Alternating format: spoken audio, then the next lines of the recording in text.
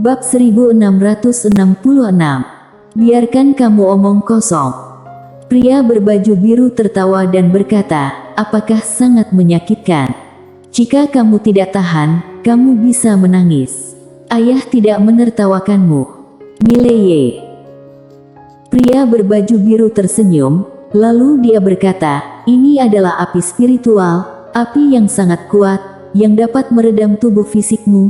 Tidak hanya dapat sangat meningkatkan tubuh fisikmu, tetapi dengan itu di dalam tubuhmu, fisikmu juga akan meningkat menjadi tubuh api spiritual murni, yaitu benar-benar kebal terhadap semua api. Ngomong-ngomong, sejauh ini, ayah belum pernah melihat yang lebih kuat dari api ini, dan itu akan menjadi satu denganmu di masa depan. Tunggu. Mileye menarik napas dalam-dalam.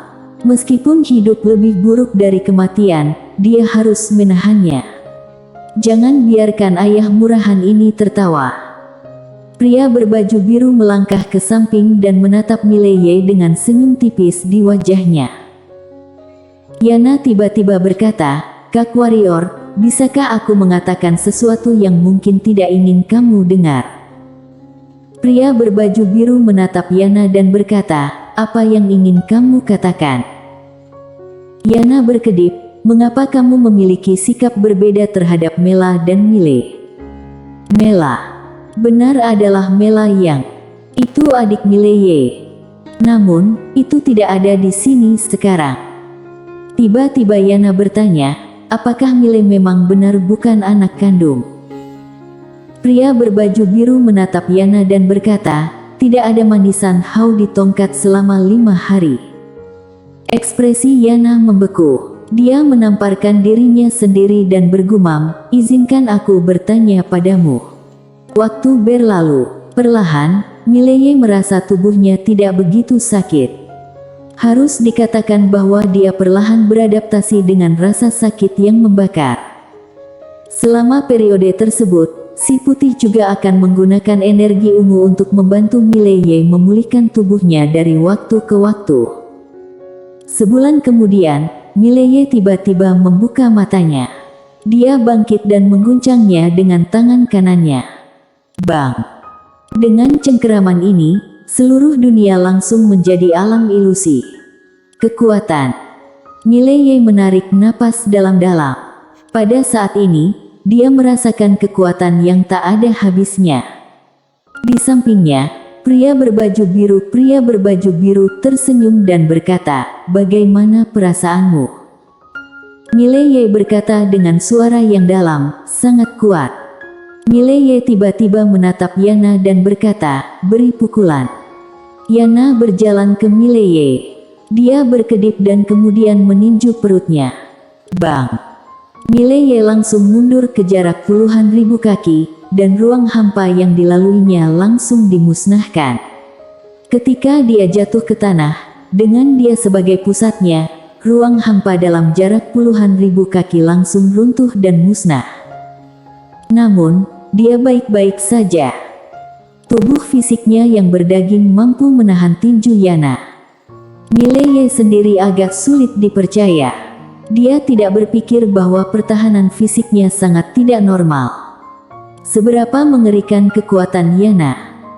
Dapat dikatakan bahwa jika Yana mencoba yang terbaik, akan mudah menghancurkan dunia dengan satu kepalan tangan. Tapi dirinya benar-benar menerima pukulan darinya dan tidak ada yang terjadi. Kali ini pria berbaju biru di samping tiba-tiba tertawa dan berkata, kamu sedang mencoba menghunus pedang jurus tarik pedang. Mileye mengangguk, telapak tangannya terbuka, dan pedang panjang dengan sarungnya muncul di tangannya. Itu adalah pedang pria berbaju biru. Pedangnya tidak tahan dengan kekuatannya saat ini. Mileye berbalik dan melihat ke kejauhan. Dia menghunus pedangnya dan memotongnya. Gumpalan pedang energi tiba-tiba menerobos dan pergi. Bang! Dalam sekejap, seluruh dunia mulai berantakan. 96 keterampilan jurus tarik pedang.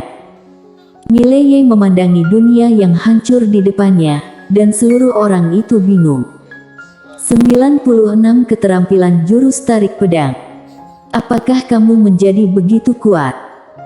Laki-laki berbaju biru berkata pelan, sekarang pedangmu cukup untuk membunuh dimensi waktu, tapi itu hanya dimensi waktu orang biasa. Mileye memandangi pria berbaju biru dan berkata, apa dimensi waktu yang berbeda? Pria berbaju biru tersenyum, semakin kuat seseorang, semakin kuat dimensi waktunya. Mengerti? Mileye berkata dengan suara yang dalam, ayah, apakah kamu juga memiliki dimensi waktu?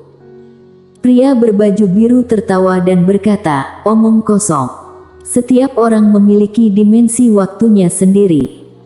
Mileye sedikit penasaran, bisakah kamu pergi ke masa depan? Pria berbaju biru menggelengkan kepalanya dan tersenyum, apa yang akan kamu lakukan di masa depan? Mileye tertawa dan berkata, apakah kamu tidak bertanya-tanya tentang masa depan?